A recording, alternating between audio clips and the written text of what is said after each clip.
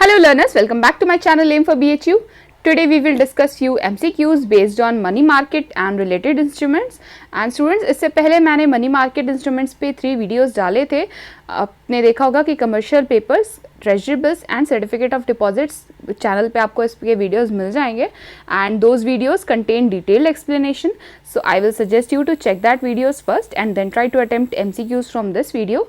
And students, हर एक question का आंसर मेरे बताने से पहले आप चाहें तो वीडियो पॉज करके आप अपना रिस्पॉन्स उस पर्टिकुलर क्वेश्चन के लिए नोट करिए एंड देन वीडियो को प्ले करके चेक करिएगा कि आपके आंसर्स कितने सही हैं. सी स्टूडेंट्स, इससे क्या होता है ना, आपकी प्रैक्टिस भी हो जाएगी एंड इवेल्यूशन भी हो जाएगा साथ ही साथ आपके प्रिपरेशन का. So all the best dear students, and again if you have any queries just drop them in the comment box. I will surely address your concern. And just to remind, through my channel I am here to help you cover your syllabus and guide you throughout your journey. So stay tuned to my channel for more such videos, and let's begin now. So the first question here we have is marketable securities are primarily. तो आपसे पूछा है कि जो भी marketable securities होती हैं वो क्या होती हैं, primarily वो क्या होती है. ठीक है, तो यहाँ पे ऑप्शन है. Option number A says short term debt instruments होते हैं वो. ठीक है, B says it's a short term equity security. ठीक है, C says they are long term debt instruments, या D long term equity securities. तो जो हमेशा मार्केटेबल सिक्योरिटीज़ होती हैं वो क्या होती हैं, वो हमेशा शॉर्ट टर्म डेट इंस्ट्रूमेंट्स होते हैं. मनी मार्केट में हमेशा शॉर्ट टर्म डेट इंस्ट्रूमेंट्स की ही ट्रेडिंग होती है. सी आपका फर्स्ट ऑप्शन यहाँ करेक्ट है. ठीक है, option number A. Next we have question number 2. It says time consumed in clearing a check through the banking system is known as. So एक बार आपने अपना चेक बैंक में डिपॉजिट किया, mostly it takes 2 or 3 days. तो वो जिस दिन आपने डिपॉजिट किया और जब वो क्लियर हुआ, इसके बीच का जो टाइम पीरियड होता है स्टूडेंट्स, उस जो टाइम कंज्यूम होता है ना किसी भी चेक को क्लियर होने में, उसे हम बेसिकली क्या कहते हैं, उसके लिए एक टर्म होता है. बेसिकली वही आपसे पूछ रहा है यहाँ पे. तो यहाँ पे देखिए ऑप्शन नंबर ए है कि प्रोसेसिंग फ्लोट बोलते हैं इसे. B says it's a deposit float, C says collection float, या डी सेज अवेलेबिलिटी फ्लोट. तो ये होता है students availability float, sorry it is D availability float. ठीक है, करेक्ट ऑप्शन आपका यही है. यानी कि जो भी टाइम चेक को क्लियर होने में जो है कंज्यूम होता है, यूज़ होता है, the time you have deposited that cheque and until it gets clear. तो वो जो टाइम पीरियड होता है वो क्या कहलाता है, हमेशा availability float. Next question, question number 3. It says commercial paper is essentially. तो कमर्शियल पेपर्स क्या होते हैं ये हम सब जानते हैं स्टूडेंट्स. अभी मैंने 1-2 दिन पहले इससे रिलेटेड एक वीडियो डाला था, उसमें भी आप देख सकते हैं उसके थ्रू भी. तो बेसिकली कमर्शियल पेपर्स के लिए पूछा है आपसे यहाँ पे कि कौन से ऑप्शन के साथ ये जो है आप यूज़ करके कौन से ऑप्शन को आप इस स्टेटमेंट को कंप्लीट कर सकते हैं. तो देखिए commercial paper is essentially, A says another term for junk bonds. ठीक है, B says a short term unsecured corporate IOU. C says it's an intermediate term corporate bond. D says it's a certificate that may be exchanged for a share of common stock at a specified future date. So students, इसमें से जो option number आपका B है ना, ये correct है, that it is a short term unsecured corporate IOU. ठीक है.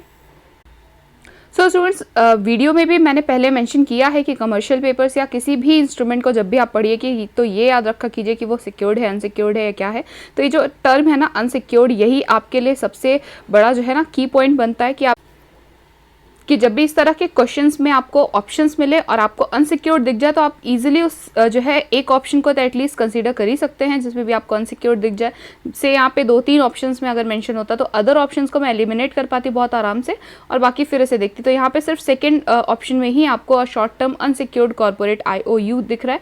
तो यानी कि अनसिक्योर्ड होता है कमर्शियल पेपर, इसलिए ये ऑप्शन हम कंसिडर ज़रूर कर सकते थे. से इफ अगर आपको कोई आइडिया नहीं होता इस क्वेश्चन के बारे में तो मैं बता रही हूँ एलिमिनेशन से कैसे जाते हम. ठीक है, तो यहाँ पे ए और सी में जिस तरह से बॉन्ड मेंशन है ना, तो कमर्शियल पेपर्स कभी भी बॉन्ड नहीं होते हैं, इनको आप बिल्कुल हटा दीजिएगा. इन दोनों जो है ऑप्शंस को ए और सी हम सीधे सीधे एलिमिनेट करेंगे. डी में देखिए यहाँ पे लिखा है certificate that may be exchange for a share of common stock at a specified future date. ये बिल्कुल नहीं होता है स्टूडेंट्स. किसी भी तरह आप कमर्शियल पेपर को किसी स्पेसिफाइड फ्यूचर डेट पर कॉमन स्टॉक के साथ एक्सचेंज नहीं कर सकते. ऐसा कोई प्रोविजन हमने कभी कमर्शियल पेपर से रिलेटेड नहीं पढ़ा है. तो यानी ये भी गलत है. और यहाँ पे करेक्ट ऑप्शन आपका कौन सा हुआ, short term unsecured corporate IOU. तो IOU बेसिकली क्या होता है स्टूडेंट्स, ये शायद आपको पता ना हो क्योंकि ये बेसिकली एक इनफॉर्मल सी चीज़ होती है, इनफॉर्मल डॉक्यूमेंट होता है बेसिकली, कि जिसमें डेट के बारे में लिखा होता है, यानी कि अगर किसी ने किसी को से उधार दिया है, ठीक है, तो उस डेट के बारे में क्या मेंशन होता है, ये कॉर्पोरेट में यूज़ बहुत होता है, लेकिन it's kind of an informal thing, ठीक है। इसमें मोस्टली डेटर के बारे में लिखा होता है, जो अमाउंट ड्यू है उसके बारे में लिखा होता है, और कई बार ऐसा भी देख सकते हैं आप कि वहाँ क्रेडिटर का भी नाम मेंशन हो, ठीक है। तो बेसिकली एक साइंड इनफॉर्मल नोटिस होता है किसी भी अनपेड डेट के बारे में, तो उसे ही हम IOU बोलते हैं। IOU का फुल फॉर्म क्या होता है स्टूडेंट्स? बेसिकली ये रुकिए मैं आपके लिए यहाँ पे मेंशन ही कर दूँ। ओके, तो IOU मीन्स, IOU का फुल फॉर्म बेसिकली क्या होता है स्टूडेंट्स? IOU मैं अलग अलग ऐसे लिख दे रही हूँ। I इज I, ठीक है, एंड O stands for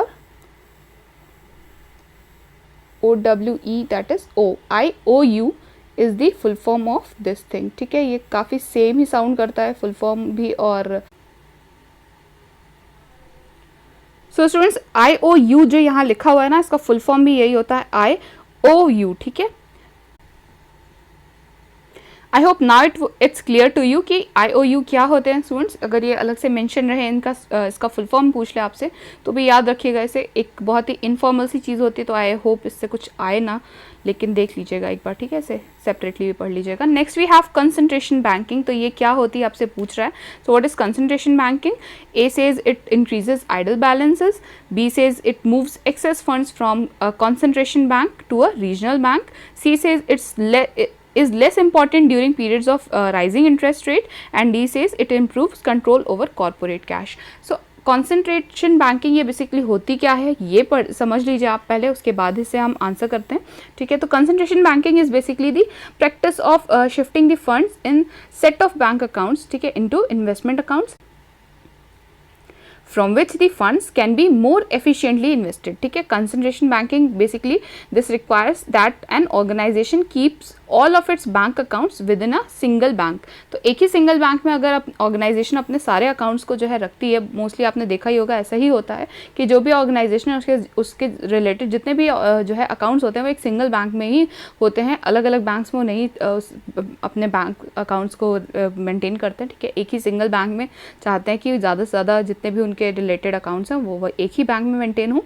ठीक है। तो यहाँ पे कंसंट्रेशन बैंकिंग क्या होती है, यहाँ पे देखिए डी से आप रिलेट कर सकेंगे कि improves control over corporate cash. तो अगर एक ही जगह रहेगा तो कंसंट्रेटेड, आप इससे भी समझ सकते हैं कि कंसंट्रेटेड का मतलब क्या होता है, हमेशा एक जगह पे, ठीक है, एक जगह कंसंट्रेटेड करना, तो यहाँ पे भी वही है। So I think now you can easily relate to the option, तो ऑप्शन नंबर डी यहाँ पे करेक्ट है, this improves control over corporate cash, ठीक है। Next we have okay, what would be an appropriate investment for a temporarily idle corporate cash that will be used to pay quarterly dividends 3 months from now? Okay students, सो ये question basically आपको students एक situation दे रहा है और आपसे पूछ रहा है कि आप उसे कहाँ इन्वेस्ट करेंगे उस कॉर्पोरेट कैश को, which is idle for only 3 months, ठीक है। टेम्परली आइडल है वो अमाउंट, वो कैश, ठीक है। और आपसे ये पूछ रहा है कि अगर आपको कहीं अप्रोप्रिएटली उसे इन्वेस्ट करना हो तो आप इन चारों में से कौन सा ऑप्शन चूज़ करेंगे, और आपको साथ में ये भी बता रहा है कि इसे अभी डिविडेंड पे करने के लिए यूज़ करना है 3 मंथ्स फ्रॉम नाउ, यानी क्वार्टरली डिविडेंड्स के लिए इसे यूज़ भी करना है हमें, 3 महीने बाद हमें ये फंड वापस चाहिए होगा। और यहाँ पे सिचुएशन क्या है कि दिस इज़ टेम्परली आइडल, हमेशा के लिए उस अमाउंट को आप इन्वेस्ट कहीं नहीं कर सकते। तो अगर आपको अभी 3 मंथ्स के बाद जब भी यूज़ है तो 3 मंथ्स तक के लिए आप इसे कहाँ इन्वेस्ट करना चाहेंगे, तो यहाँ पे आपके पास ऑप्शन है, आपको अप्रोप्रिएट इन्वेस्टमेंट ऑप्शन चूज़ करना है। तो यहाँ पे A says that a long term AAA rated corporate bank with the current annual yield of 9.4%, ठीक है। तो यहाँ पे देखिए 9.4% देख के आपको लगेगा कि हाँ this option is providing a good yield, but ध्यान दीजिए कि यहाँ पे लिखा हुआ है कि अ लॉन्ग टर्म, यानी कि लॉन्ग टर्म यानी 3 मंथ्स, कभी भी जो है वहाँ पे 3 मंथ्स बाद तो हमें पैसे नहीं मिलने वाले, यानी लॉन्ग टर्म, तो ये सबसे पहले कैंसिल आउट होता है।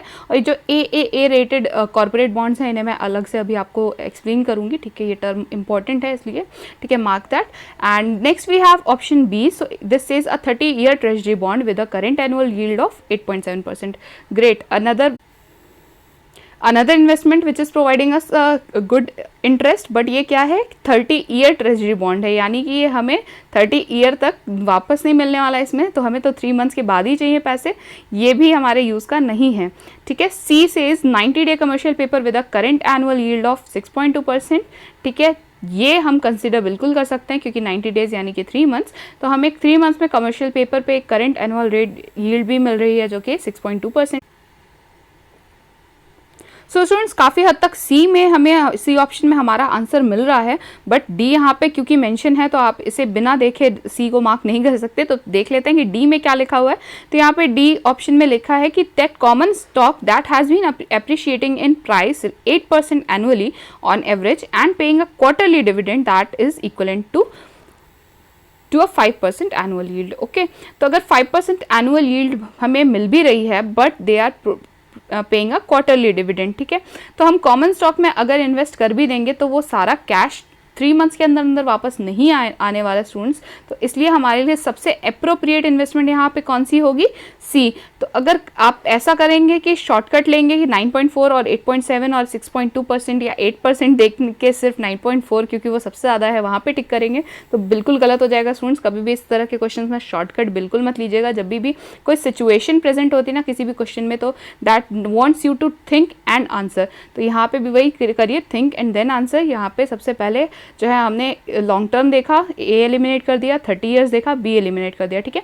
सी को देखते हमें लगा कि 90 डेज यानी कि 3 मंथ्स यानी कि हमारी जो सिचुएशन है उससे ये अप्रोप्रिएट है, बट आप डी को एलिमिनेट सीधे सीधे नहीं कर सकते, उसे पढ़ना था हमें कि ये इसमें क्या लिखा हुआ है, तभी हम डिसाइड कर सकते थे कि विच वन इज़ बेटर।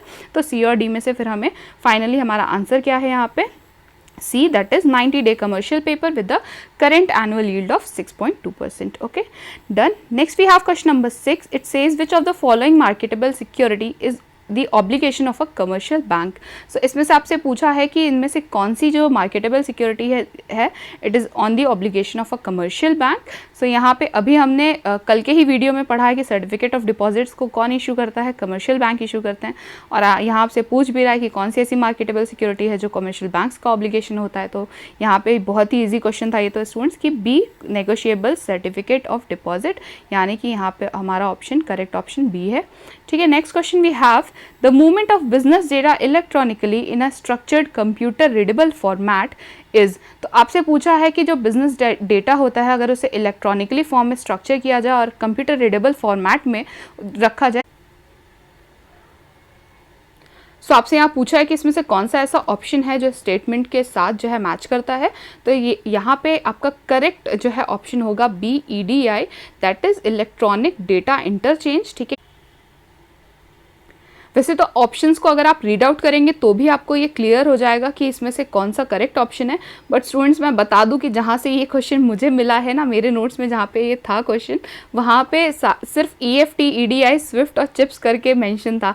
आपके लिए बिल्कुल भी वहाँ पे जो है इस तरह से उसके फुल फॉर्म्स मेंशन नहीं थे, ये मैंने ऐड किया है सो दैट आपको पढ़ने में आसान रहे। हो सकता है एग्जाम में आपको इसी तरह मिले कि वहाँ पे सिर्फ एब्रीविएशंस मेंशन हो और उसके फुल फॉर्म ना मेंशन हो, तब प्रॉब्लम होगी बिल्कुल आपको इसको समझने में। इसलिए याद रखना ही मात्र एक ऑप्शन है आपके लिए। तो यहाँ पे EFT के बारे में भी पढ़िएगा ज़रूर कि ये क्या होता है, इलेक्ट्रॉनिक फंड ट्रांसफ़र, ठीक है। स्विफ्ट के बारे में भी पढ़िएगा कि society for the world wide inter bank financial telecommunication ये क्या होती है, और चिप्स भी पढ़ लीजिएगा स्टूडेंट्स की clearing house inter bank payment system ये क्या है, ठीक है। EDI अभी हमने डिस्कस कर ही लिया। तो देखिए एक ही क्वेश्चन है ना स्टूडेंट्स, आपके जो आंसर है उससे तो आप जो है रिलेट कर ही सकते हैं कि एक क्वेश्चन और उसका आंसर आपको मिल गया बिल्कुल, लेकिन जो रेस्ट ऑफ द ऑप्शंस होते हैं ना 3 ऑप्शंस, वो आपको और इन्फॉर्मेशन प्रोवाइड करते हैं, ठीक है। तो कभी भी अदर्स जो ऑप्शन होते हैं जो आपका आंसर नहीं है उन्हें इग्नोर मत किया कीजिए, उन्हें भूल मत जाया कीजिए, उनसे भी बहुत सारी नॉलेज आपको मिल सकती है। तो मैं तो आपको यही सजेस्ट करूँगी कि इसे अपने नोट्स में और उस इन्फॉर्मेशन का प्रॉपर यूज़ कीजिए। हो सकता है आपसे एग्जाम में ऐसे ही कुछ पूछ ले इन बाकी ऑप्शन से रिलेटेड, है ना। So we have here our answer as option number B, it says EDI, electronic data interchange. Next question, question number 8 says that portion of a firm's total marketable security portfolio held to take care of probable deficiency in the firm's cash account. So पूछ रहा है आपसे यहाँ पे कि जो किसी भी फर्म की जो टोटल मार्केटेबल सिक्योरिटीज़ होती हैं उसमें से वो portion which is specially held to take care of probable deficiencies, ठीक है। फर्म के कैश अकाउंट में अगर कोई प्रोबेबल डेफिशिएंसी आती है तो उसको बेसिकली प्रोविज़न उसके लिए जो है इसमें से कौन सा ऑप्शन उसके प्रोविज़न का एक पोर्शन फॉर्म करता है, यही पूछ रहा है आपसे यहाँ पे। तो स्टूडेंट्स यहाँ पे से आपके पास ऑप्शन है, A says free cash segment, B says controllable cash segment, C says it's a ready cash segment and D says none of the above. तो यहाँ पे स्टूडेंट्स आपका करेक्ट ऑप्शन होगा सी, रेडी कैश सेगमेंट, ठीक है। इसके बाद तो स्टूडेंट्स इस टर्म को हम पहले डिस्कस करेंगे कि रेडी कैश सेगमेंट क्या है, बट ये जो फ्री कैश सेगमेंट और कंट्रोलेबल कैश सेगमेंट है इसे भी पढ़ना ज़रूरी है स्टूडेंट्स। आपको पता होना चाहिए कि ये दोनों भी क्या होते हैं, ठीक है। तो बेसिकली जो मार्केटेबल पोर्टफोलियो होता है किसी भी फर्म का, उसे 3 पोर्शंस में डिवाइड किया जाता है। यही 3 पोर्शंस आपके ए, बी और सी ऑप्शन की तरह यहाँ पे लिखे भी हुए हैं, डी तो यूज़ ही नहीं है उसका, ठीक है। तो यहाँ पे जो रेडी कैश सेगमेंट है ये क्या होता है, सबसे पहले ये जान लीजिए। तो optimal balance of marketable securities which is held to take care of probable deficiencies in the firm's cash account, इसे बोलते हैं हम ready cash segment. And because these securities are intended to provide the first line of defense against the unforeseen operating needs of the firm, these securities may have to be liquidated very short notice, ठीक है। तो बहुत short notice पे इन्हें liquidate करना पड़ सकता है कभी भी, अगर कंपनी की जो है ऑपरेटिंग नीड्स में कैश की कोई शॉर्टेज हो जाए अगर, तो इसीलिए जो ready cash segment as the name suggest ready cash, तो यहाँ पे रेडी कैश सेगमेंट से आप सीधे सीधे क्या रिलेट कर सकते हैं कि कभी भी कंपनी की जो प्रोबेबल डेफिशिएंसी हो सकती है कंपनी के फर्म के जो है कैश अकाउंट में, तो उसके लिए कौन सा जो है ऑप्टिमल बैलेंस एक साइड में जो है kept which is kept like a provision, तो वो कौन सा होता है, रेडी कैश सेगमेंट, ठीक है। Controllable cash and controllable cash segment क्या होता है, ये होता है कि marketable securities held for meeting controllable outflows such as taxes and dividends. So जो भी मार्केटेबल सिक्योरिटीज़ होती हैं ना students which are held for meeting controllable outflows, उन्हीं के लिए जो है कंट्रोलेबल कैश सेगमेंट्स यूज़ होता है। और जो फ्री कैश सेगमेंट है as the name suggest free cash, तो इसमें क्या होता है कि this one being an important marketable security segment, ठीक है, this is set aside to service neither the cash account nor the firm's controllable outlays.